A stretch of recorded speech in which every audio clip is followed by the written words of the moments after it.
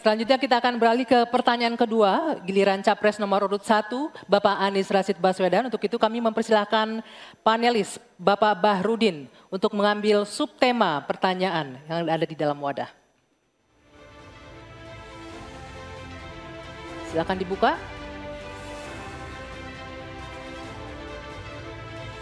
Diperlihatkan ke Capres dan moderator. Teknologi informasi ya.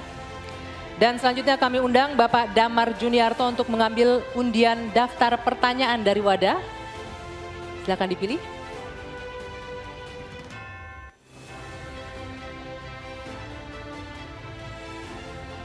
Huruf C.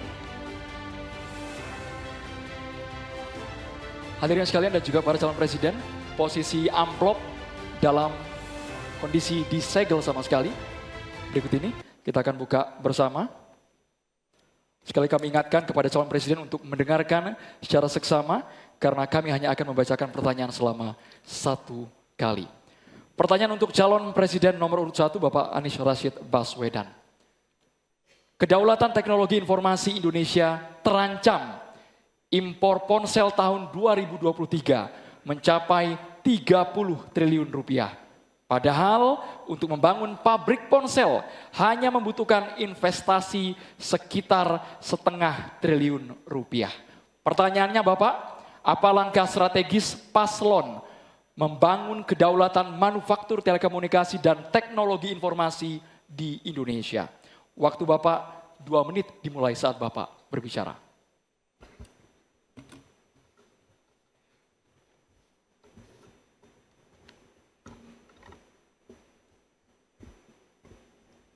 Terima kasih. Kita menyaksikan bahwa kemajuan sistem telekomunikasi dan teknologi informasi itu berkembang amat pesat. Karena itu Indonesia tidak boleh ketinggalan.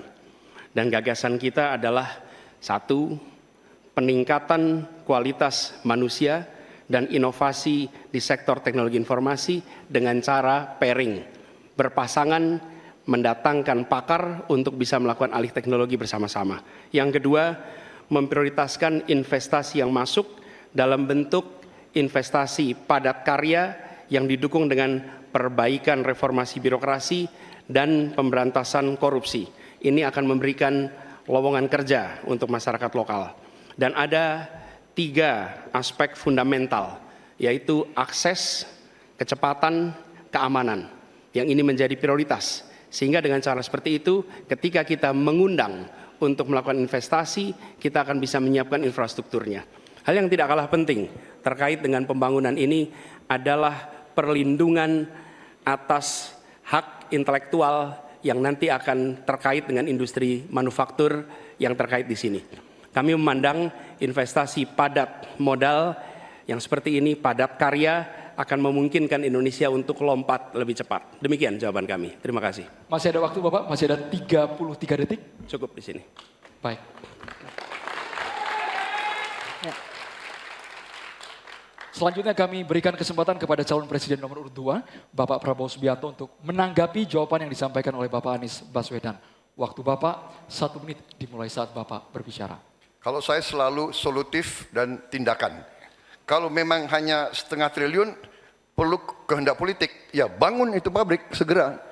Jadi itu pertama. Kedua, masalah teknologi selalu berurusan dengan sumber daya manusia. Kita harus sekarang mendidik anak-anak kita lebih banyak di bidang science, teknologi, engineering, mathematics. Ini sangat mutlak. Baru kita bisa bersaing. Kalau kita tidak punya awaknya bagaimana? Jadi program kami memberi beasiswa, tadi saya sudah katakan 10.000 kedokteran, 10.000 di bidang science, teknologi, engineering, dan mathematics. Kita ambil yang terpintar dari Indonesia, kita kirim ke luar negeri, kita bangun fakultas-fakultas STEM yang lebih banyak lagi di Indonesia.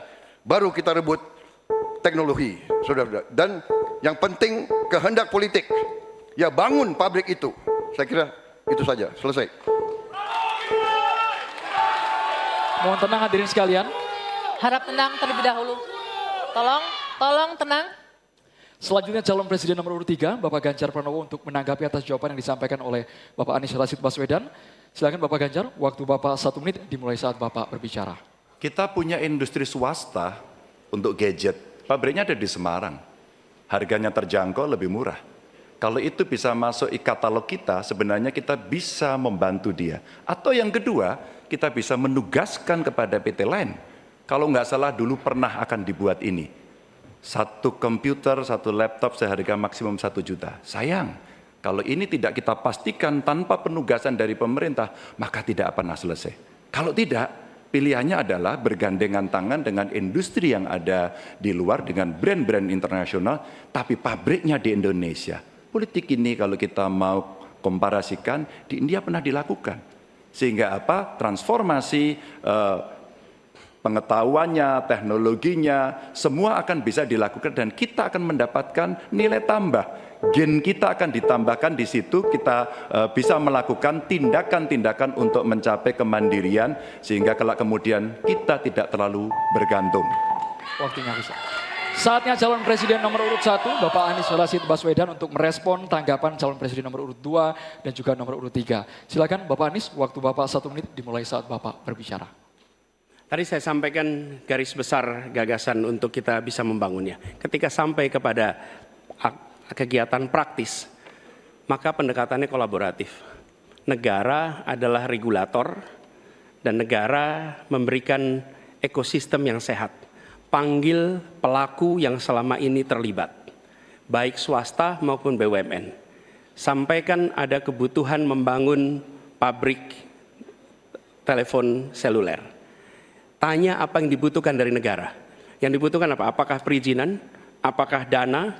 Apakah keleluasaan pajak? Semua yang menjadi kebutuhan diberikan. Tapi pelakunya tetap swasta ataupun BUMN. Jadi fungsi kita ketika bicara membangun, bukan negara yang membangun, tapi memberikan pada BUMN atau swasta, dan yang sudah bergerak di situ, siapkan infrastrukturnya, beri target waktunya, lalu eksekusi, tunggu peresmiannya. Terima kasih.